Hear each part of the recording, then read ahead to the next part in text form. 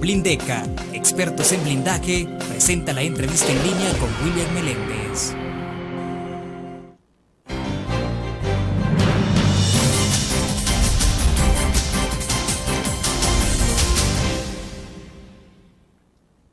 Bienvenidos a la entrevista en línea. Es miércoles 19 de enero de 2010. Estamos transmitiendo en tiempo real desde la sala de redacción de La Prensa Gráfica. Un saludo a los cibernautas que nos acompañan a esta hora en el www.laprensagráfica.com. También a nuestros televidentes que nos ven a las 9 de la noche en CCTV Canal 25 y 95 en cable.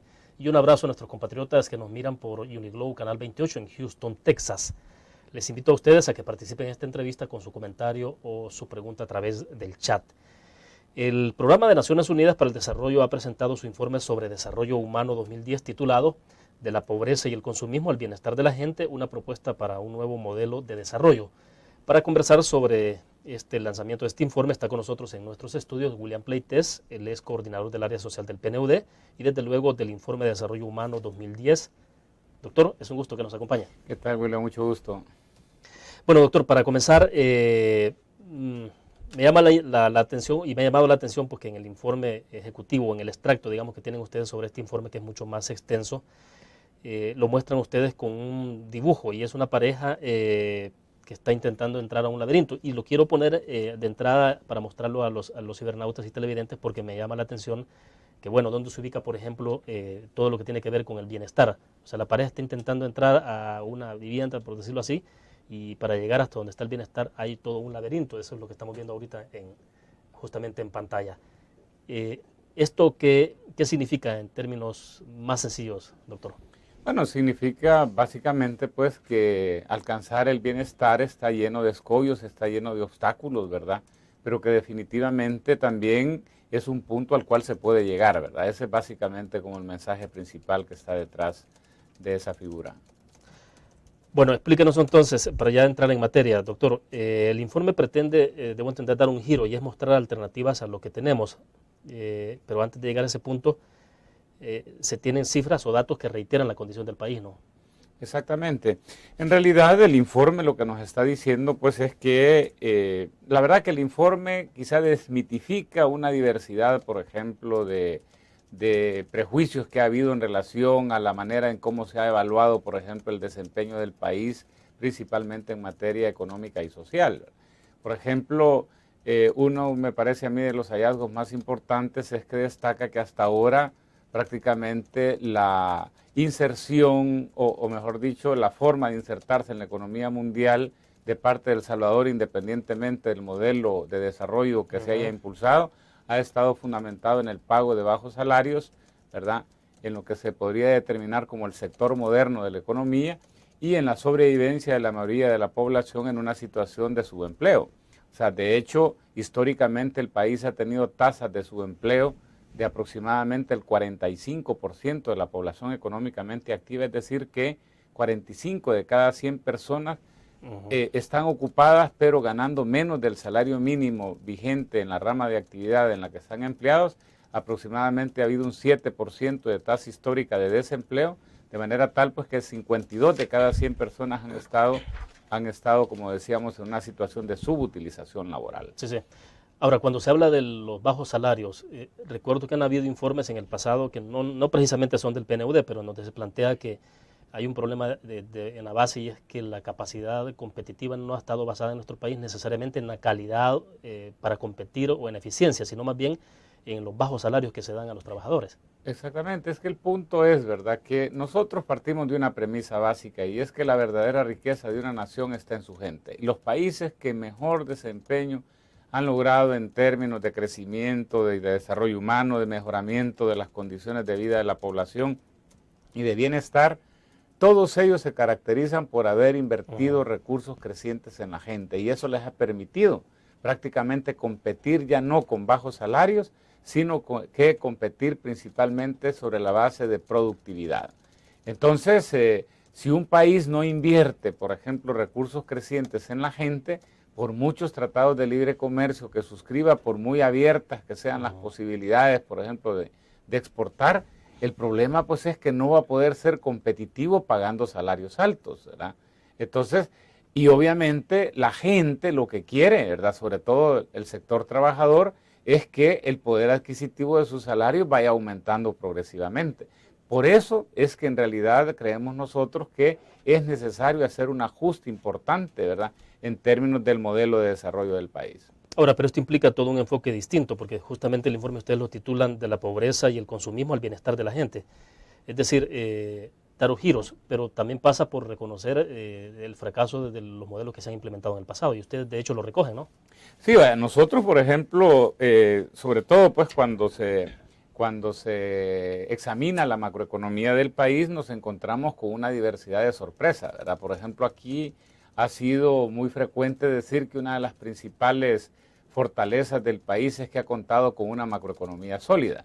Y eso ha estado fundamentado pues básicamente en dos indicadores: en que las tasas de inflación del país han sido relativamente más bajas que las de casi que cualquier otro país de América Latina, y en segundo lugar que hemos tenido estabilidad cambiaria. Cuando yo, por ejemplo, estaba en la universidad, recuerdo pues que inclusive en las clases algo de lo que se señalaba era la tremenda estabilidad que había tenido el país, sobre todo porque había tenido un tipo de cambio de 2.50 colones por dólar desde 1933 hasta 1985, ¿verdad?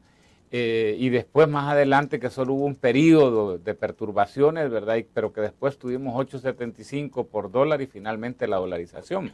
Sí, sí. Nosotros lo que decimos, eso no basta para decir que un país cuenta con una macroeconomía sólida. Bueno, hablemos al regreso después de este corte sobre cómo convertir esa estabilidad en función social, porque ese sería el desafío, ¿no? Vamos a la pausa.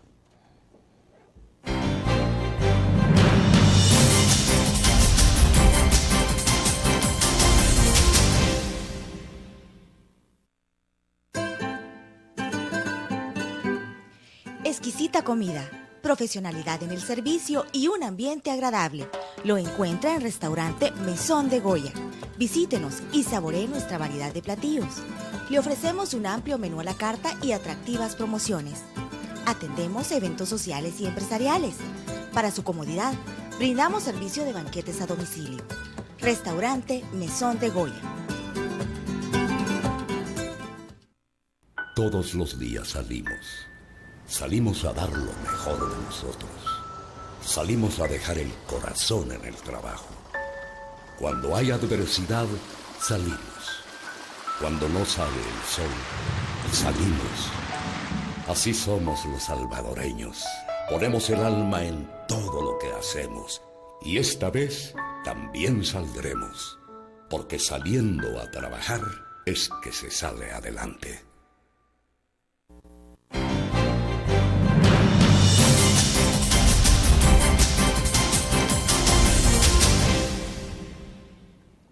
El doctor William Pleites, coordinador del área social del PNUD y coordinador del Informe de Desarrollo Humano 2010, está con nosotros en nuestros estudios. Doctor, le decía entonces, bueno, el planteamiento, decía usted en el segmento anterior, se ha partido sobre la premisa de la macroeconomía sólida, sobre las tasas de interés bajos, la estabilidad cambiaria, pero entonces el planteamiento que uno observa es, dice, bueno, ¿qué tanto contribuye esto a la cuestión social de la gente? O sea, porque la gente que le siguen hablando en el pasado era la teoría del rebalse, ¿no? Que en la medida en que la gente, otros sectores fueran creciendo y tuvieran su bolsillo lleno, pues iba a haber una especie de rebalse y eso iba a llegar hasta abajo, pero nunca llegó el rebalse.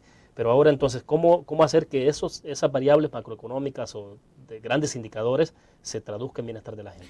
Bueno, William, pero quizá el hallazgo, uno de los hallazgos importantes del informe es que no es cierto, decíamos, que haya una macroeconomía sólida. No es cierto que haya habido, por ejemplo, un crecimiento alto que permita, por ejemplo, ni siquiera niveles de rebalse.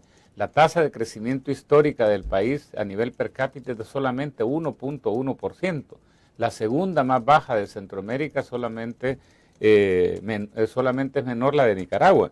Y se dice pues que el país tardaría 29 años para alcanzar el PIB per cápita de Costa Rica y 45 para alcanzar el PIB per cápita de Chile si no se acelera la tasa de crecimiento económico. Y el otro tema, decíamos, es que tenemos una tasa de ahorro e inversión, ¿verdad?, de 15 y 16% del PIB respectivamente, que está muy por debajo del 25% más, que es la que registran los países con altas tasas de crecimiento y alta capacidad de generación de empleo decente.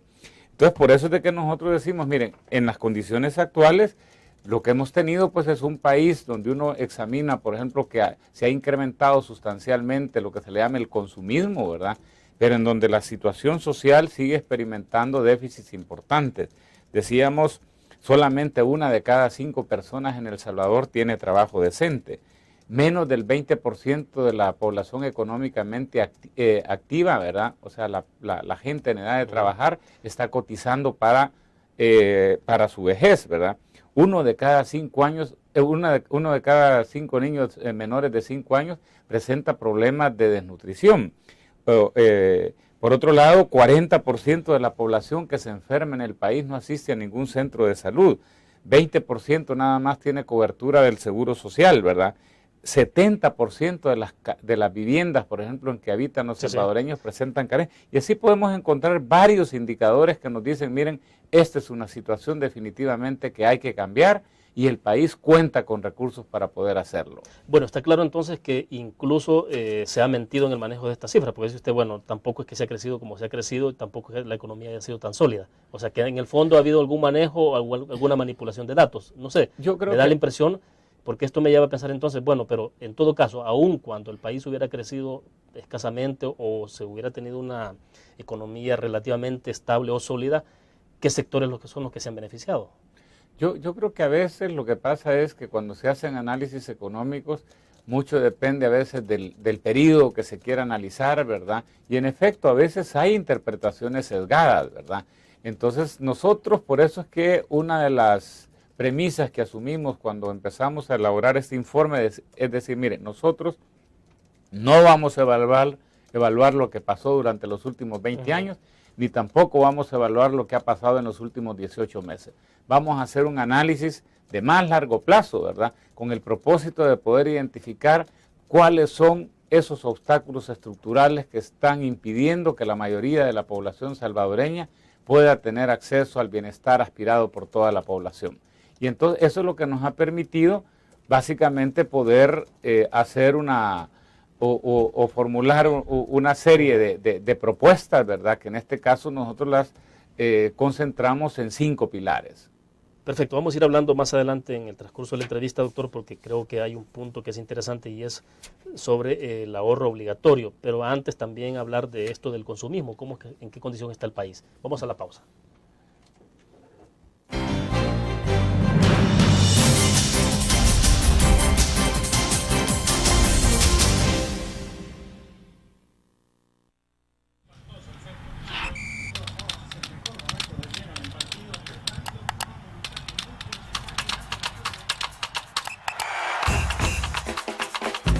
La emoción del deporte está en www.elgráfico.com.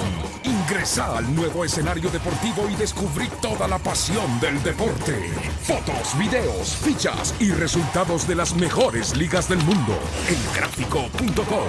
Conectados por deporte. Blur.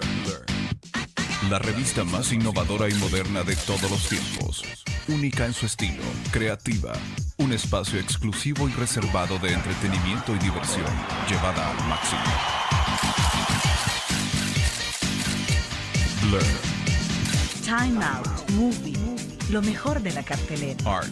Shopping, la guía de la moda. Go, viajes cortos fuera de la ciudad. Blur.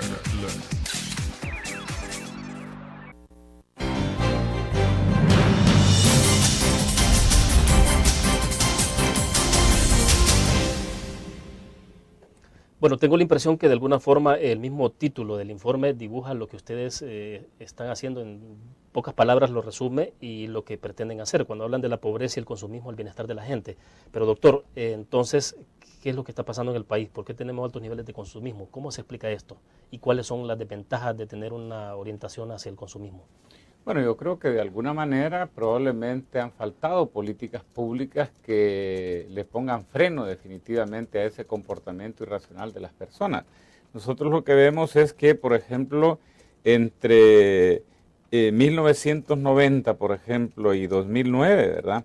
El PIB per cápita del país había aumentado en un 63% y el ingreso per cápita había aumentado en un 71%, o sea que casi que se había duplicado precisamente el poder adquisitivo promedio de la gente, ¿verdad? Pero el problema pues es que, decíamos, el PIB per cápita y el ingreso per cápita aumentaron en 63 y en 71%, pero el consumo per cápita aumentó en 90%. O sea que en otras palabras, eso nos ha llevado a que nosotros seamos uno de los pocos países en el mundo que consumimos más de lo que producimos, ¿verdad? De hecho, en los últimos, quizá con excepción del año pasado, que fue un año de decrecimiento económico, pero en los 3 anteriores habíamos tenido pues que el consumo representaba aproximadamente entre el 102 y el 104% del Producto Interno Bruto.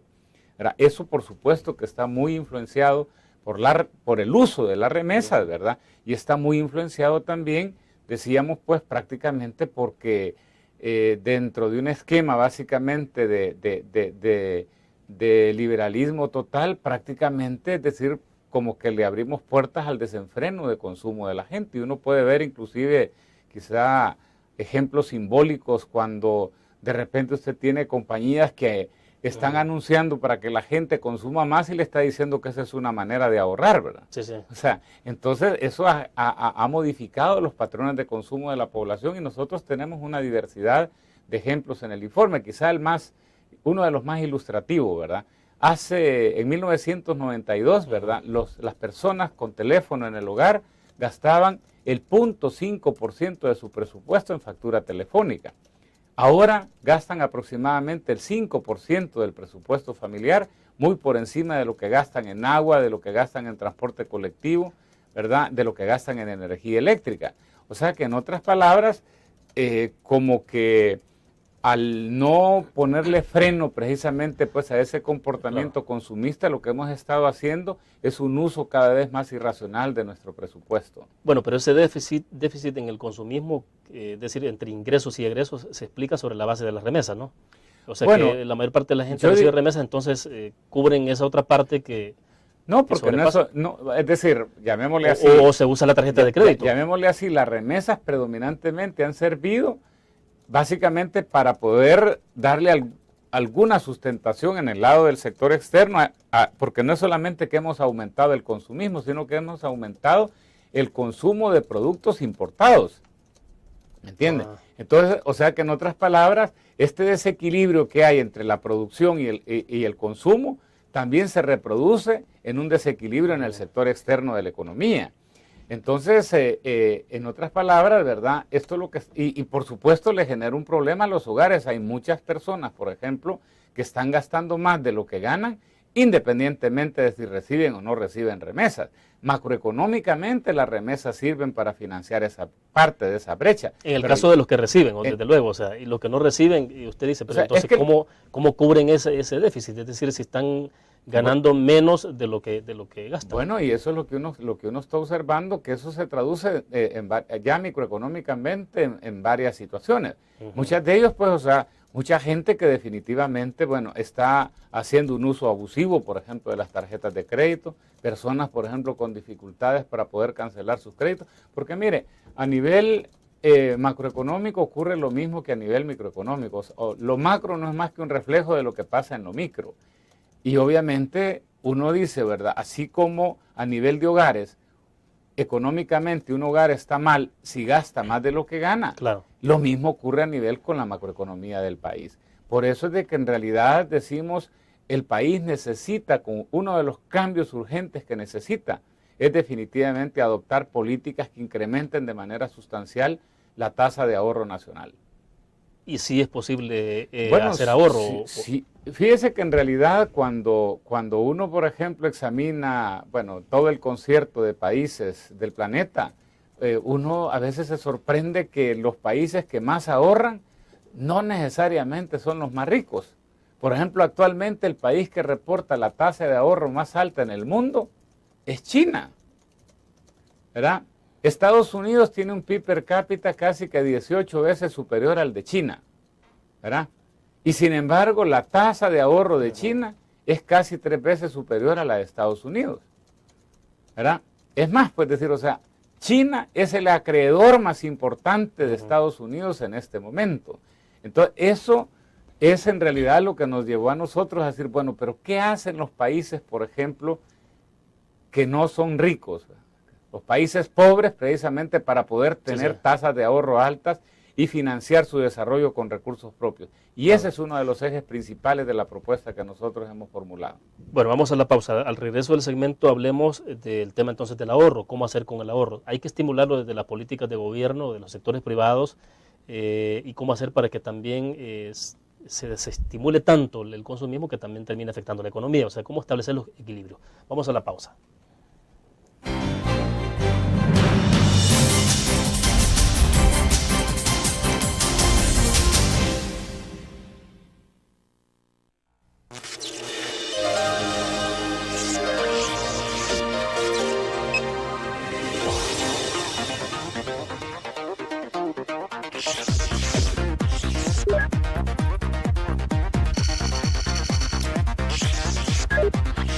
Estimulamos tus sentidos para que leas, veas, escuches e interactúes con la verdad. LPG Multimedia.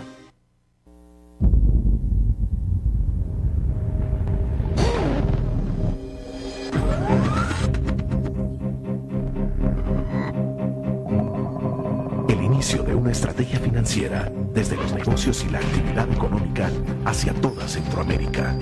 El Economista Regional, una revista especializada donde encuentras el panorama empresarial y los principales movimientos financieros. El Economista, el modelo regional de información económica.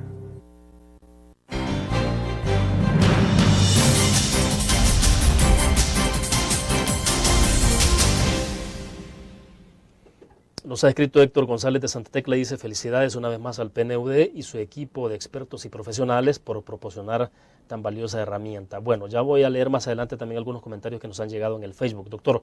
Pero entonces, ¿cómo se estimula el ahorro? Es decir, ¿cómo se hace para que un país que ha hecho del consumismo algo casi cultural y un comportamiento casi crónico, cómo hacer entonces para revertir esa tendencia? Y le preguntaba, ¿se debe estimular desde el gobierno algunas políticas claras que lleven al ahorro?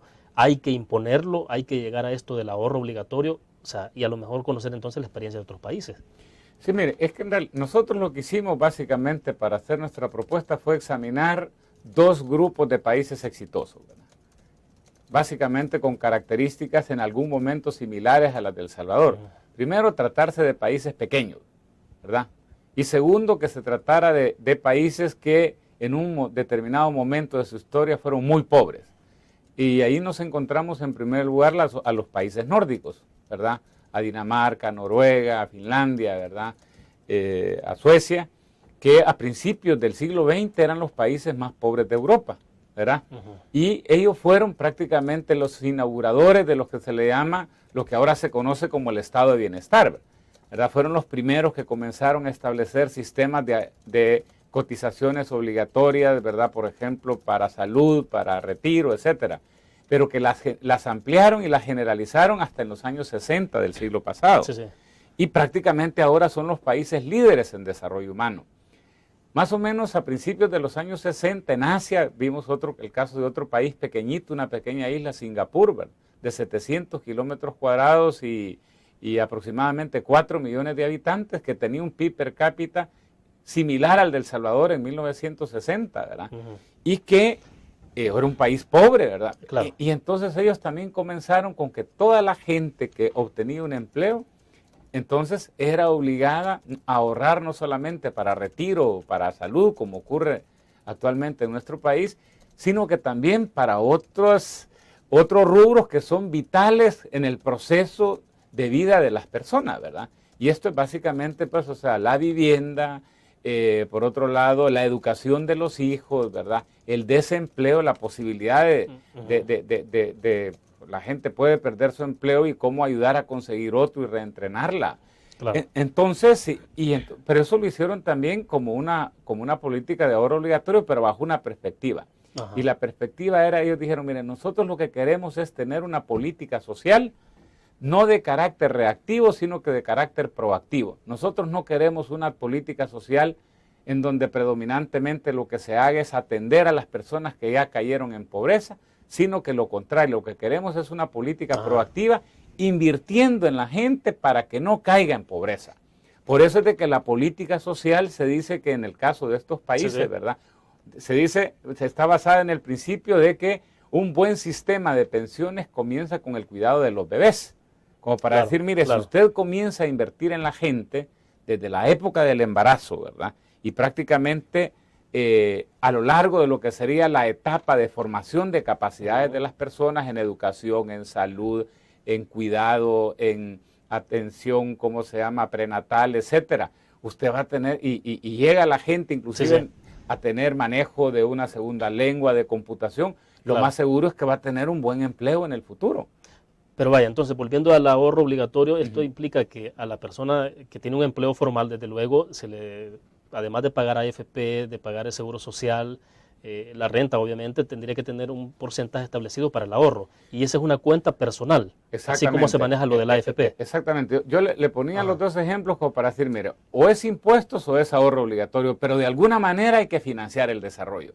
Entonces, nosotros lo que creemos que es por la historia del país, lo del ahorro obligatorio puede ser mucho más factible. Y en ese sentido, ¿cuál es la idea? La idea es que usted desde que tiene su primer empleo, y sobre todo en función de la edad que tiene, las tasas pueden variar, entonces le están reteniendo un porcentaje para estos diferentes rubros que son administrados por una institución pública, pero con una junta directiva en donde también participan representantes de los sectores cotizantes, ¿verdad? De manera tal de asegurar una adecuada rentabilidad, porque usted lo que está teniendo es un fondo con una rentabilidad mínima asegurada Sí, claro. por el Estado, pero que al mismo tiempo está sirviendo para financiar las apuestas estratégicas del país. En el caso de los países asiáticos como Corea, China, Singapur, Malasia, ¿verdad? Estas tasas de ahorro obligatorio han llegado a representar hasta el 40% del salario. Usted cuando tiene su primer empleo, por ejemplo, Sí, le sí. descuentan, por decir algo, 15% para vivienda, por ejemplo. Sí, sí. Porque cuando usted, por ejemplo, tiene su primer empleo, probablemente no tiene ni siquiera novia, ni siquiera está pensando que se va a casar algún día. Pero lo importante es que probablemente 5, 10, 15 años después, entonces va a estar en esa situación y si no fuera precisamente porque existe una política de esa naturaleza, lo más probable es que no va a estar preparado Claro. para poder tener una vivienda propia. Por eso es de que uno de los objetivos de este tipo de modelo es que en realidad la gente termina volviéndose, o mejor dicho, el país termina volviéndose un país de propietarios. Por ejemplo, en Singapur, el 93% de las familias son propietarias de su vivienda, ¿verdad? Y más o menos por esos caminos o por esos niveles están también los casos de Malasia, ¿verdad? Los casos de Corea. Bueno, hacemos otra pequeña pausa y regresamos con más de la entrevista en línea.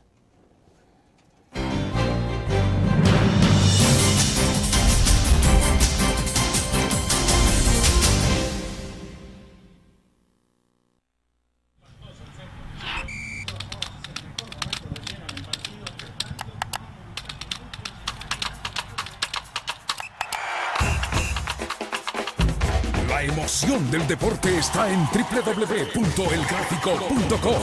Ingresa al nuevo escenario deportivo y descubrí toda la pasión del deporte. Fotos, videos, fichas y resultados de las mejores ligas del mundo. Elgráfico.com. Conectados por deporte. Learn. La revista más innovadora y moderna de todos los tiempos.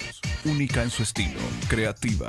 Un espacio exclusivo y reservado de entretenimiento y diversión, llevada al máximo. Blur. Time Out Movie. Lo mejor de la cartelera. Art. Shopping. La guía de la moda. Go. Viajes cortos fuera de la ciudad. Blur.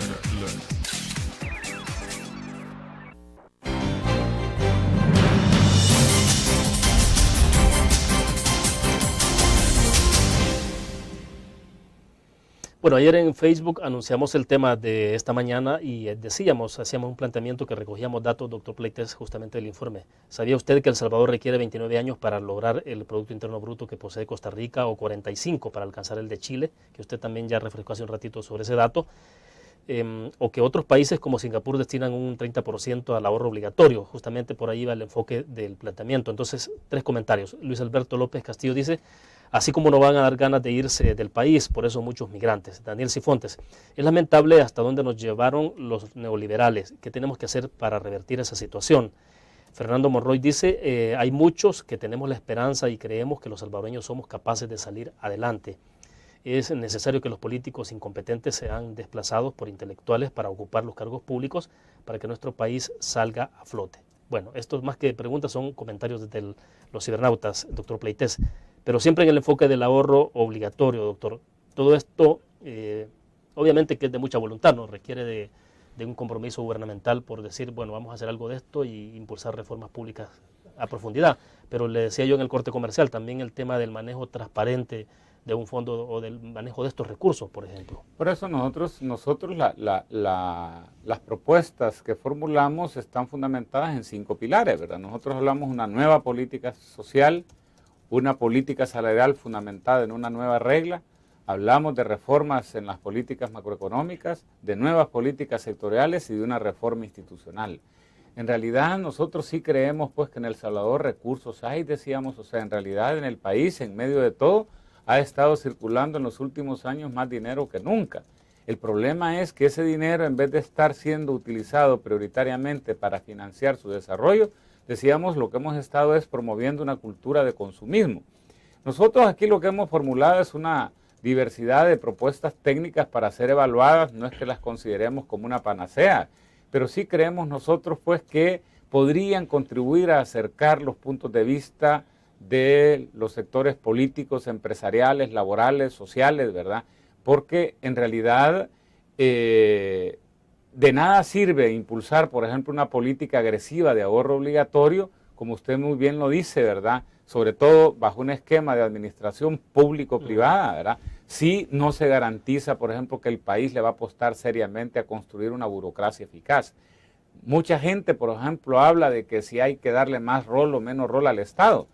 Nosotros partimos de la premisa que uno de los grandes problemas que tiene El Salvador hoy es que tiene un Estado grande, decíamos, para cosas pequeñas y pequeño para cosas grandes, ¿verdad? Y aquí lo que se necesita es en realidad un Estado grande para cosas grandes, ¿verdad? Cuando digo grande no me estoy refiriendo en tamaño, sino que básicamente un Estado eficaz para cosas grandes, si se quiere, ¿verdad? Quizá mejor. Ahora, esto supone poner al centro de la agenda de desarrollo del país la reforma administrativa.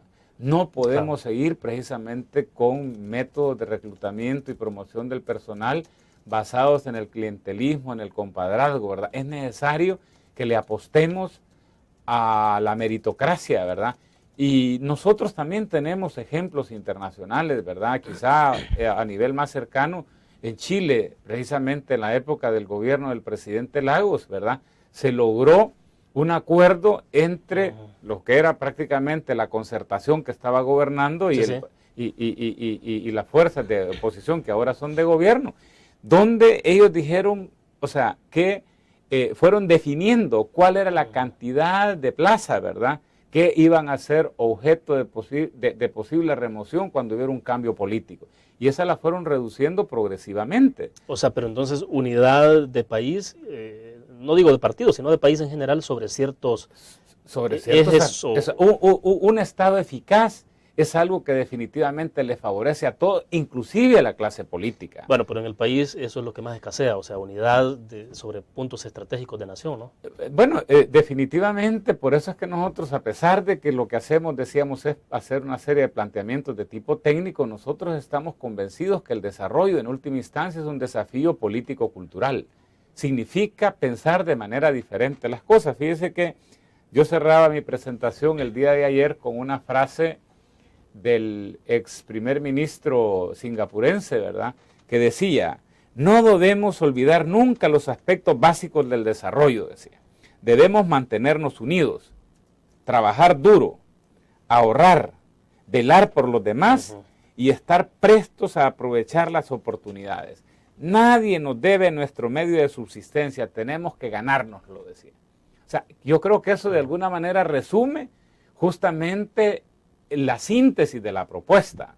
O sea, tenemos realmente, fíjese que habla de este tema de la unidad, de la necesidad de lograr acuerdos básicos. O sea, si fuimos capaces de finalizar una guerra dialogando, pues debemos de ser más capaces todavía de unirnos para el desarrollo. Trabajar duro. Bueno, el salvadoreño ha sido reconocido internacionalmente por su capacidad de trabajo. Sí, y sí. de hecho, afuera tiene esa reputación todavía muy grande. El ahorro. Por otro lado, la solidaridad, velar por los demás, saber precisamente que la persona que está a su alrededor es su connacional y que su bienestar es también parte de su bienestar. Y finalmente decíamos aprovechar las oportunidades. Bueno, nos quedamos en el punto y regresamos. Ya volvemos.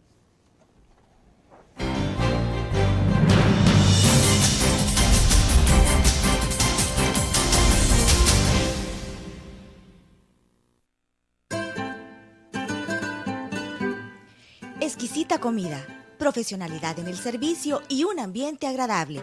Lo encuentra en Restaurante Mesón de Goya. Visítenos y saboree nuestra variedad de platillos. Le ofrecemos un amplio menú a la carta y atractivas promociones. Atendemos eventos sociales y empresariales. Para su comodidad, brindamos servicio de banquetes a domicilio. Restaurante Mesón de Goya. Todos los días salimos. Salimos a dar lo mejor de nosotros. Salimos a dejar el corazón en el trabajo. Cuando hay adversidad, salimos. Cuando no sale el sol, salimos. Así somos los salvadoreños. Ponemos el alma en todo lo que hacemos. Y esta vez también saldremos. Porque saliendo a trabajar es que se sale adelante.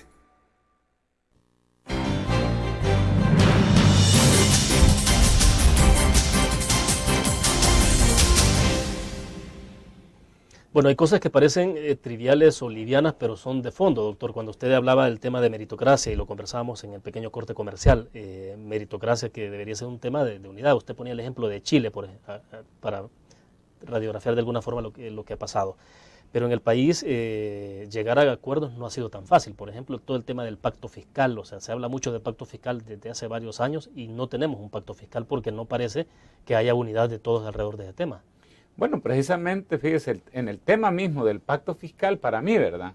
Negociar un pacto fiscal sin negociar, sin incluir el punto de una reforma administrativa no tiene mucho sentido. Porque en realidad, ¿para qué se necesita un pacto fiscal? Bueno, un pacto fiscal puede tener varios objetivos, ¿verdad? Un pacto fiscal en estos momentos en El Salvador, uno de los objetivos de corto, mediano plazo, ¿verdad? Seguramente es sacar al país de una trayectoria de insostenibilidad fiscal, ¿verdad? O sea, eso de que hemos caído de un endeudamiento creciente, ¿verdad? Sobre todo en gran medida impulsado por la crisis económica internacional. Pero el verdadero gran objetivo de largo plazo de un pacto fiscal debería de ser convertir al sector público en una de las columnas básicas del desarrollo del país. O sea, uno negocia un pacto fiscal para, en este caso, pues tratar de asegurar mayores niveles de bienestar para toda la gente. Entonces, eso significa, por ejemplo, que dentro de un pacto fiscal hay que negociar no solamente, no es un tema solamente de impuestos, ¿verdad? Quizá lo primero que hay que hacer, decíamos, cuáles son los objetivos que se buscan, los principios que van a regular, por ejemplo, tanto la política de gasto como la política de ingresos, cuáles van a ser las competencias fiscales del gobierno central y de los gobiernos municipales. Tiene que haber un compromiso en materia de transparencia y rendición de cuentas. Este tema de la reforma administrativa para mí debería ser un punto clave. O sea, porque en realidad nadie va a estar dispuesto a darle más recursos al Estado si realmente no siente suficiente confianza de que van a ser adecuadamente utilizados esos recursos. Pero de reforma administrativa casi nunca se habla de pacto fiscal. O sea, por eso digo que a mi manera de ver, dentro de un pacto fiscal, este debe ser uno de los componentes centrales. O sea, y lo veíamos justamente en el intermedio, ¿verdad? En realidad, uno dice, bueno, ¿por qué será que los países, por ejemplo, menos desarrollados, todos se caracterizan por tener una mayor inestabilidad burocrática, por tener un Estado de menor calidad? Bueno, porque en realidad la calidad del Estado es fundamental para el desarrollo, y la calidad del Estado, yo diría que depende mucho más de la calidad de gente que integra la administración pública que del porcentaje de recursos que intermedia del ingreso nacional. Por eso es de que la reforma administrativa es tan importante definitivamente dentro de un pacto fiscal. O sea, el fisco no son solo los impuestos, sino que son todos los recursos financieros, institucionales y legales ya, de alguna manera, pues que de alguna manera contribuyen a determinar el tipo de intervenciones que va a tener el Estado en los diferentes órdenes de la sociedad. Ahora, en el caso de la meritocracia, por ejemplo, le decía el caso de Honduras. O sea, en Honduras prácticamente después de cada elección es un nivel de inestabilidad de todos los burócratas increíble. O sea, alguien me contaba en algún momento que prácticamente se va todo el mundo. O sea, sacan a todo el mundo y ponen a toda la gente del partido. Bueno, en el país algo de eso se tiene también. O sea, no es que estemos exentos de esa situación, pero sí se requiere de altos niveles de meritocracia y de compromiso, como usted lo decía, ¿no? Yo diría, se requiere en primer lugar de un acuerdo político. Aquí, por ejemplo, si Arena, el FMLN y los otros partidos políticos estuvieran en disposición de suscribir un acuerdo de esa naturaleza, ¿verdad? Eso sería un avance sustancial en el proceso de desarrollo del país. Fíjese que de nuevo en estos países asiáticos, por ejemplo, ¿verdad? Bueno, yo el caso que conozco, un territorio precisamente en Taiwán, ¿verdad? En Taiwán, al mismo nivel de la Corte Suprema de Justicia, ya le llaman yuan, ¿verdad? Sí, el órgano ejecutivo está el yuan ejecutivo, el yuan legislativo, el yuan judicial. Hay un cuarto yuan, que es un cuarto órgano del Estado, que es el que le llaman el yuan de exámenes. Este yuan de exámenes, como su nombre lo indica, es el que tiene la responsabilidad, ¿verdad?, de prácticamente regular y, llamémosle así, implementar todo el proceso de reclutamiento y promoción del personal en la administración pública.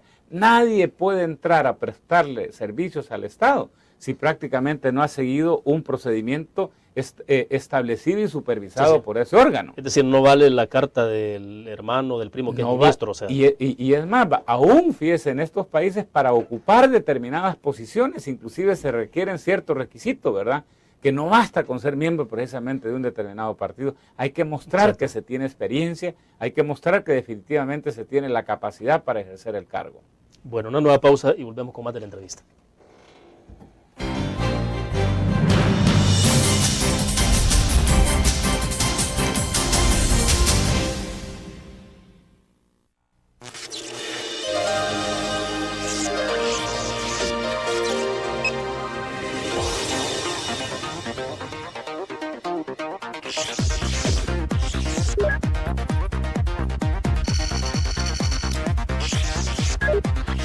Estimulamos tus sentidos para que leas, veas, escuches e interactúes con la verdad. LPG Multimedia.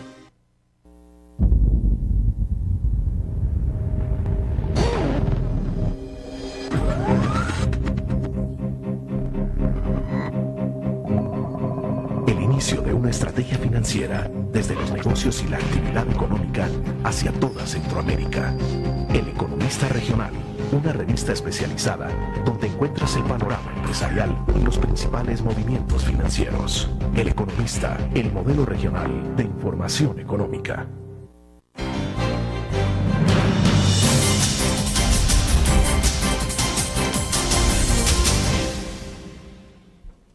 Bueno, Daniel Cifontes nos ha escrito nuevamente. Él dice, es aceptable la idea del ahorro, pero ¿quién confía en las instituciones salvadoreñas? Cuando nunca ha existido transparencia por parte de los funcionarios públicos, empezando por los que están en el Ejecutivo, Legislativo y Judicial. Saludos. Bueno, tiene que ver siempre con el tema anterior, doctor. Bueno, yo creo que justamente la falta de confianza es también uno de los principales obstáculos al desarrollo. Yo creo que realmente el señor Cifontes tiene toda la razón. Ahora, porque no haya confianza no quiere decir que no la podemos construir. Entonces, el punto es qué arreglo institucional es necesario para crear esa confianza. Entonces, en el caso, por ejemplo, de estos países exitosos, ese era un problema que ellos también enfrentaban al principio. ¿Y cómo hicieron ellos para generar esa confianza? Bueno, en los órganos de dirección, sobre todo en este caso para el manejo de estos recursos, generaron los contrapesos y las capacidades correspondientes. Por ejemplo, por decir algo, en Singapur lo que existe para administrar esos recursos de ahorro obligatorio se denomina el Fondo Providente Central. Ese Fondo Providente Central tiene en la cabeza, ¿verdad?, una junta de directores que tiene un funcionario público a la cabeza. Pero ¿quiénes son los directores, por ejemplo, que forman parte de esa junta? Bueno, ahí forman parte definitivamente representantes de los sectores cotizantes, en este caso, porque ahí del sector laboral, del sector empresarial. Por ejemplo, ahí forman parte también profesores eméritos de las universidades, esa gente de alguna manera que es una reserva moral del país, ¿me entiende? Que prácticamente no tiene ya ningún gran objetivo económico, sino que prácticamente lo que tiene es un sentido de deber patriótico, ¿verdad? Y del legado que pueden dejar para un país. Y del legado que pueden, porque básicamente lo que se va haciendo poco a poco es una suerte de cambio cultural, de que la gente siente que lo mejor que puede heredar a sus hijos no es en realidad un determinado patrimonio personal, sino que un país mejor. Claro. Ahora, ¿qué es esto dentro de los hallazgos que tienen del informe, doctor? ¿Cómo se explica eso de que da la impresión de que por lo que uno lee resultados a más baja condición económica o situación económica de la gente y socialmente hablando también hay más optimismo? O sea, ¿qué es esto? ¿Por qué en el país podemos llegar a ese tipo de conclusiones? Es decir, ¿por qué la gente puede sentirse, estamos mal pero estamos bien? O sea, fregados pero contentos. Exacto. Mire, no, lo que pasa es que esto está muy relacionado al hecho pues de que el bienestar tiene también una suerte de dimensión subjetiva, pues, y la gente se las termina arreglando definitivamente un poco con el entorno en el que vive, ¿verdad? Entonces, nosotros en realidad lo que destacamos es que el bienestar tiene una dimensión subjetiva y una dimensión objetiva. No es que los que estén peor se sientan más felices. No, el informe no dice eso. Lo que sí dice, pues, es que las brechas que hay entre lo que sería el bienestar objetivo y el bienestar subjetivo, o sea, como que no son correspondientes. O sea, en realidad encontramos con que el 20% de la población, por ejemplo, más pobre, un poco más de la mitad, dicen sentirse satisfechos con su vida. En el caso del 20% de la población de mayores ingresos, dicen es alrededor de un 75%. Es más, ¿verdad? Lo que pasa es que en realidad la disponibilidad de ingresos entre uno y otro grupo es sustancialmente, la diferencia es sustancial. Entonces lo que sí es, pues, es que en realidad el bienestar va más allá del ingreso, ¿verdad? Pero sin embargo nosotros identificamos en el informe por eso dos grandes paradojas que creemos nosotros que deben de ser adecuadamente trabajadas, ¿verdad? Porque de lo contrario se pueden convertir en un obstáculo para poder formular o implementar políticas favorables para el bienestar, que es la que denominamos la paradoja de las aspiraciones y la paradoja del mundo al revés. Ahora, ¿se puede llegar en un momento determinado a algún sector a pensar de que, o más bien a caer en el conformismo? Ese es el problema. Por eso nosotros decimos que estas paradojas en realidad deben de ser trabajadas porque son un obstáculo para el desarrollo de la ciudadanía. O sea, en realidad nosotros lo que decimos es, mire, si uno examina la Constitución de la República, si examina tratados internacionales suscritos por el país, ahí hay una enorme cantidad de derechos, ¿verdad?, en los cuales el Estado se ha comprometido con la población a cumplírselos.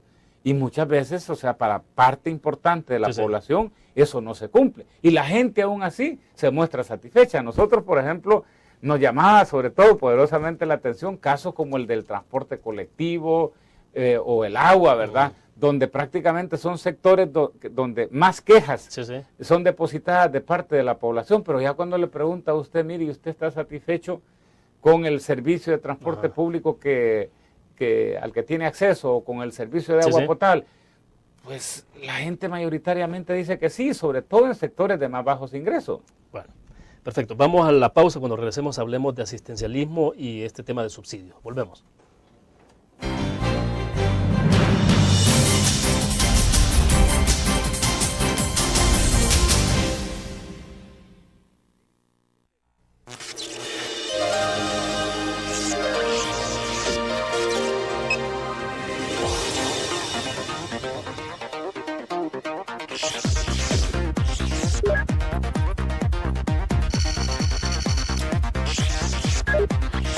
Estimulamos tus sentidos para que leas, veas, escuches e interactúes con la verdad.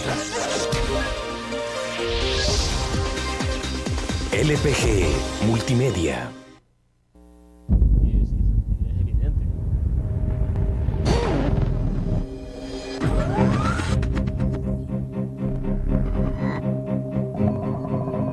inicio de una estrategia financiera desde los negocios y la actividad económica hacia toda Centroamérica. El Economista Regional, una revista especializada donde encuentras el panorama empresarial y los principales movimientos financieros. El Economista, el modelo regional de información económica.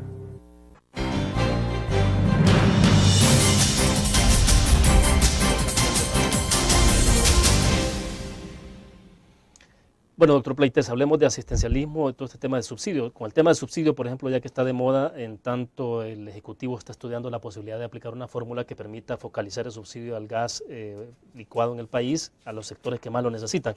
Que dicho también sea de paso, pues es un tema que se ha postergado, que estaba para que entrara en vigencia el 1 de enero. Ahora se dice que ni siquiera sería quizás para el 1 de febrero. Pero el tema está ahí en agenda.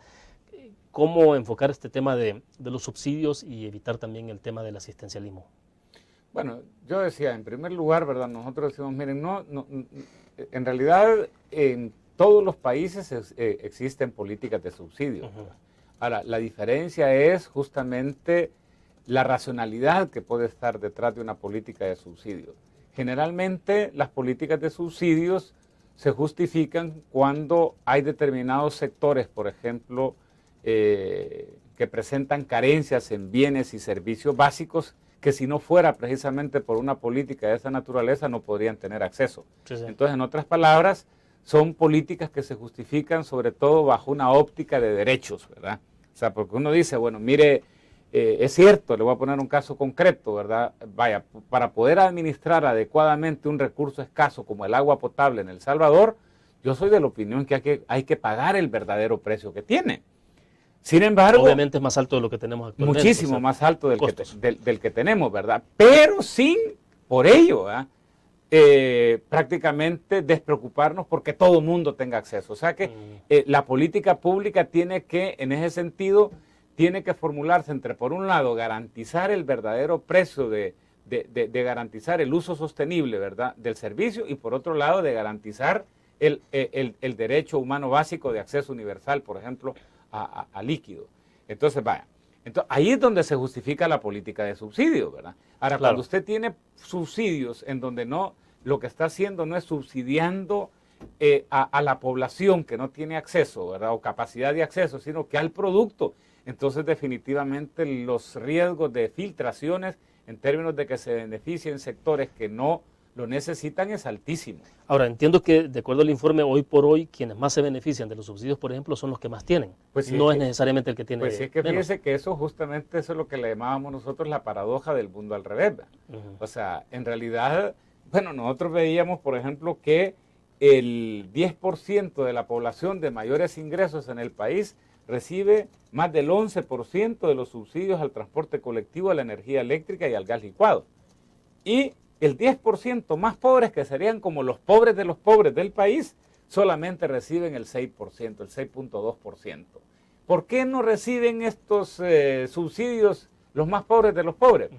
Bueno, ¿y cómo va a recibir, por ejemplo, subsidio de gas propano un hogar pobre que cocina con leña? Exacto. O un hogar pobre que no tiene energía eléctrica, ¿verdad? O un hogar pobre que prácticamente, pues, o sea, no utiliza medio de transporte, sino que casi que todo lo hace caminando, ¿verdad? Ahora, justamente ahí entiendo que están un poco las dificultades de la administración actual en cómo focalizar el subsidio, cómo hacer para que llegue a los sectores que más lo necesitan. Sí, digo, las dificultades en términos de precisar quiénes son las personas que de verdad requieren el subsidio y cómo entregárselos. Mire, pero hay herramientas, ¿verdad? Vaya, por ejemplo, yo creo que el último censo de población y vivienda y el mapa de pobreza que se elaboró posteriormente constituyen una herramienta realmente muy eficaz porque prácticamente permite determinar inclusive el lugar de residencia, en este caso, por ejemplo, de las personas. O sea, no es que se van a cometer errores, ¿verdad? Pero lo que pasa es que entre una situación en donde usted lo que está haciendo es prácticamente despilfarrando una enorme cantidad de recursos, por ejemplo, en sectores que no lo necesitan, ¿verdad?, a que en determinado momento se quede un determinado sector al cual tiene que atender y tiene que prácticamente generarle un mecanismo para que ponga la queja correspondiente en caso de que lo necesite y no lo esté recibiendo, pues obviamente ahí hay una tremenda diferencia. No hay que olvidar, mire, a mí lo que me sorprende, y ahí es donde yo digo políticas de desarrollo al revés, imagínese usted que nosotros hemos gastado en los últimos 2-3 años más de 130 millones de dólares en subsidio al gas propano, que es más del doble del presupuesto del Ministerio de Agricultura y Ganadería. Bueno, nosotros una de las recomendaciones que hacemos para poderle sacar provecho a los tratados de libre comercio, ¿verdad? Y poder edificar una economía competitiva, decimos, miren, universalicemos el inglés, por ejemplo. Exacto. ¿Verdad? Como decía Pepe Mujica, pero ¿por qué otra lengua y no el inglés? Pepe Mujica decía, el presidente de Uruguay, miren, dice, porque los negocios con China se hacen en inglés.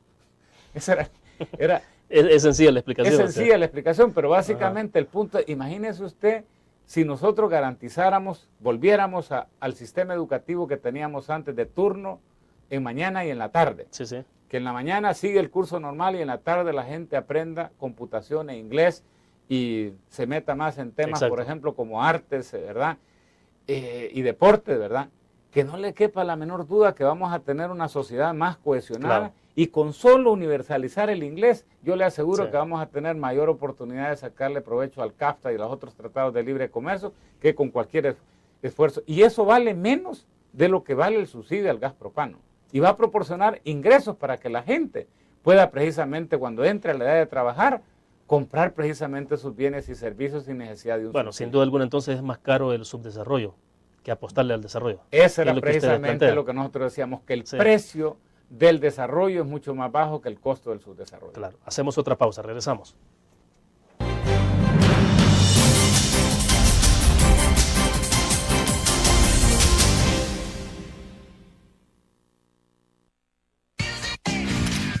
Learn.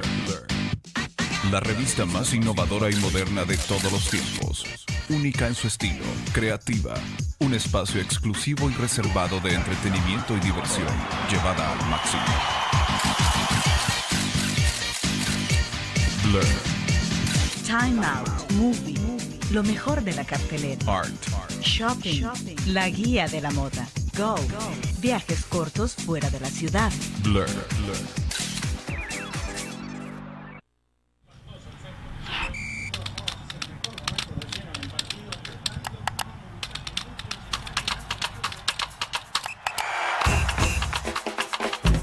La emoción del deporte está en www.elgráfico.com.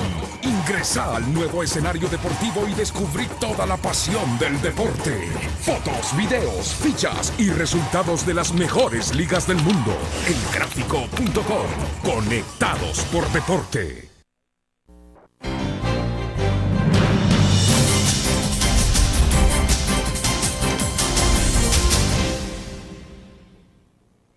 Bueno, en los países nuestros, doctor Pleites, hay a veces mucha tendencia a el tema de utilizar, instrumentalizar todo este tema del asistencialismo con un enfoque totalmente populista. Y, por ejemplo, en algún momento se cuestionó la entrega de zapatos o de útiles escolares, incluso en los paquetes que se dieron en las escuelas públicas, en términos de decir por qué no beneficiar entonces, en lugar de darle zapatos a los niños, que son necesarios obviamente, pues, pero en lugar de darle eso, ¿por qué no mejorar la calidad de la educación? Bueno, definitivamente nosotros destacamos que uno de los principales problemas que tiene El Salvador, por ejemplo, que también es un obstáculo para el desarrollo y el logro de mejores niveles de bienestar, ¿verdad? De mayores niveles de bienestar, es la calidad de la educación.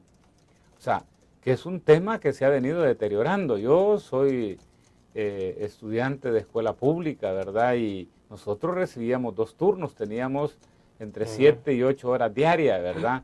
Con profesores, por ejemplo, que habían pasado por una escuela especializada, ¿verdad? Y con un nivel de compromiso enorme. Yo no digo que los profesores actuales no lo tengan, pero sí, definitivamente lo que uno observaba es un nivel de calidad de la educación pública Claro. muy similar al de la escuela privada. Nosotros veníamos de escuelas públicas después Sí, sí. estudiar a la capital, ¿verdad? Porque en esa época no había bachillerato, ¿verdad? Y uno se incorporaba, por ejemplo, a los colegios privados sin mayores niveles de dificultad. O salir de los institutos nacionales y pasar a la universidad, o sea, tampoco era tan traumático. O sea. Al revés, inclusive, pues, o sea, generalmente los primeros bachilleres, por ejemplo, salían de los institutos nacionales, Sí, claro. porque prácticamente, inclusive, hasta no dejaba de ser un proceso bastante selectivo, por ejemplo, el poder ingresar a los institutos nacionales. Yo soy de los que cree, pues, en la universalización de la educación, pero definitivamente no por ello sacrificando la calidad, ¿verdad? Entonces, en este caso, definitivamente hay que invertir más. Yo decía, en efecto, quizá antes de pensar en esquemas de esta naturaleza, pues que pueden ser necesarios si se quiere, pero únicamente en el caso de aquellos sectores, por ejemplo, en donde no se cuente precisamente con esa capacidad. Pero ya decíamos, ¿qué puede ser más importante? ¿La dotación de uniformes y útiles escolares? O, por ejemplo, satisfacer esa aspiración que está inclusive expresada en el informe en relación a que realmente les ocasiona sentimiento de inclusión, como es hablar una segunda lengua y, por ejemplo, el manejo de la computación, ¿verdad?